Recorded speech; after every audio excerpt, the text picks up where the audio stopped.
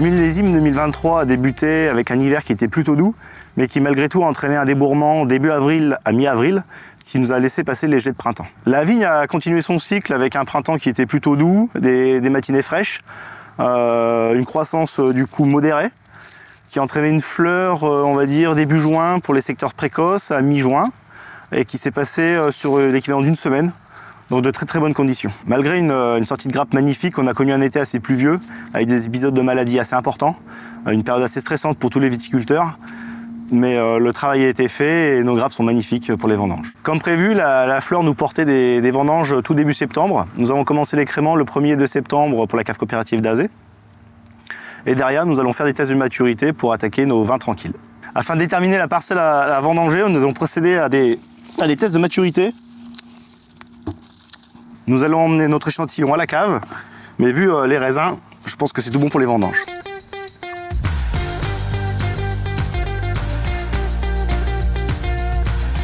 Ici à Bennes, on a attaqué les vendanges la semaine dernière, donc un petit peu plus tôt que ce qui était prévu.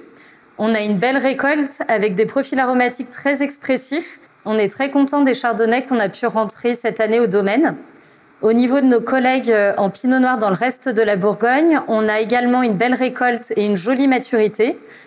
Du fait de la période assez chaude mi-août, un tri de la vendange a été réalisé ou va être réalisé puisque les domaines sont encore en vendange, mais qui devraient promettre un très joli millésime 2023. On a hâte de voir ce que ça donnera après les fermentations, mais en tout cas, très bon jus. Nous venons juste d'entonner. Nous avons fini la semaine dernière.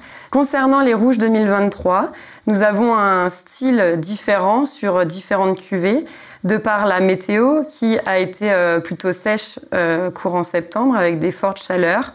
En fonction de la date de récolte qui a été un point prépondérant pour la qualité de la vendange, nous avons une partie de nos cuvées qui sont plutôt dans le style concentré avec des arômes plutôt fruits rouges, fruits très extraits, fruits secs.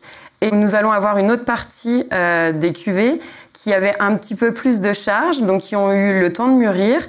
Et eux vont développer plutôt des arômes fruits rouges, fruits noirs, avec même une partie épicée. Quant aux couleurs qui sont plutôt très intenses pour ce millésime, on remarque que c'est des reflets plutôt rouges, voire rubis très intenses. Ça a été plutôt relativement facile à extraire.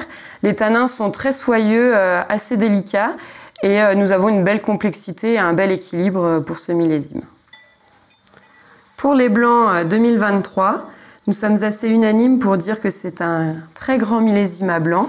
Les fermentations alcooliques se sont très bien déroulées. Nous avons de belles couleurs. Le style organoleptique est plutôt sur des fruits blancs, pêche, poire. Les équilibres sont bons, les acides sont corrects. En conclusion, le millésime 2023 est un super millésime.